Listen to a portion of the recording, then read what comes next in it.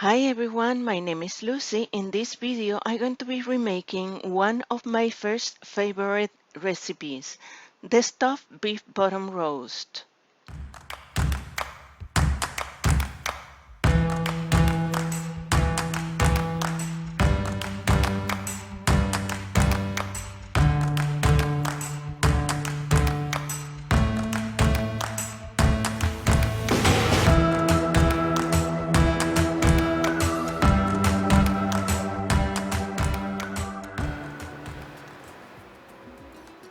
I asked the butcher in my nearest supermarket to cut a 5-pound beef bottom round roast. He was kind enough to cut and trim the extra fat. This will give me about 6 servings. For the stuffing, I'm using hot Italian sausage. It can be hot, mild, or sweet. One very large onion cut in half, one half diced and the other half cut in big chunks. One long Cubanero pepper, and this is optional. One can of red pepper, and I'm using the cans because it's sweeter, but we can use the fresh red bell pepper. It can be red, yellow, orange, whatever color you prefer. One box of breadcrumbs, and this is the kind I'm using. It already has the herbs integrated in the breadcrumbs. In this recipe, I'm using about 2 cups of beef broth. In my previous recipe, I just used plain water. And this is dry red wine. Hot paprika, and you can use the sweet kind if you prefer. 5 to 6 peeled and cut medium carrots. You can also use potatoes or celery if you like. A bunch of rosemary and sage tied together so I can remove them later on. This is the rosemary. It has the needle leaves, and this is the sage.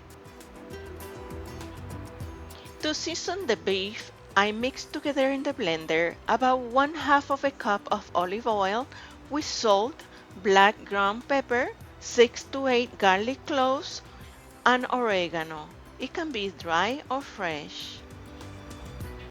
The list of ingredients and the amount I'm using are in the description below this video.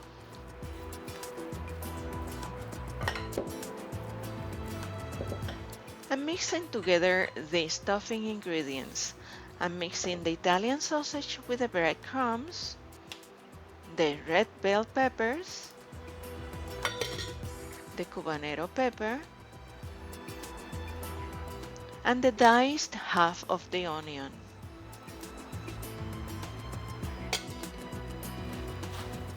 I'm mixing all of these ingredients well together, and you don't necessarily have to use Italian sausage. You can use ground meat, any ground meat. It can be beef or it can be pork. It doesn't matter. You can even use turkey. Also, you can substitute any of these ingredients or add any additional ingredients you would like to taste in this recipe. I'm using a very long and sharp knife to make a cavity right in the center of the beef round. I'm making a cross-like incision, and I'm making sure it goes all the way across.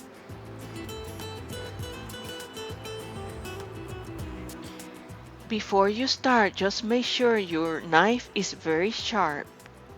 And be very careful and patient when you're doing this. Now we can start stuffing it. I'm using my hands to stuff the meat. You can use a spoon if you prefer. And make sure the stuffing is compressed and is all the way inside. I want to make sure I can use most of my stuffing as much as I can, so I'm compressing it really packed inside.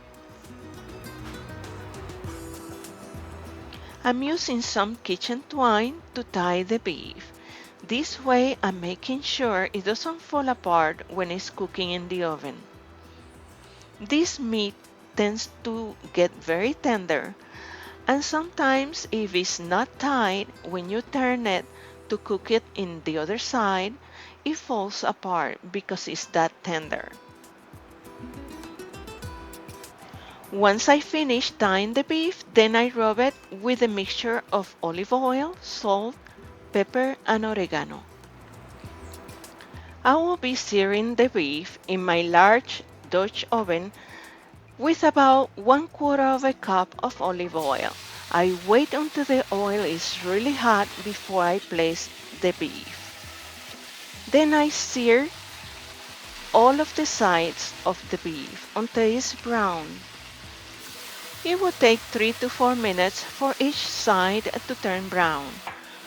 Once it's completely seared, then I start adding the beef broth, the red wine,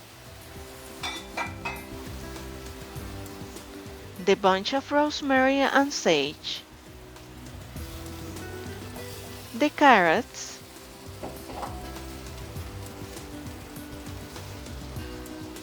the onions, and the paprika. And the paprika I mix it with a little bit of water so it's easier to spread. I let it boil, cover, in high temperature on the stove.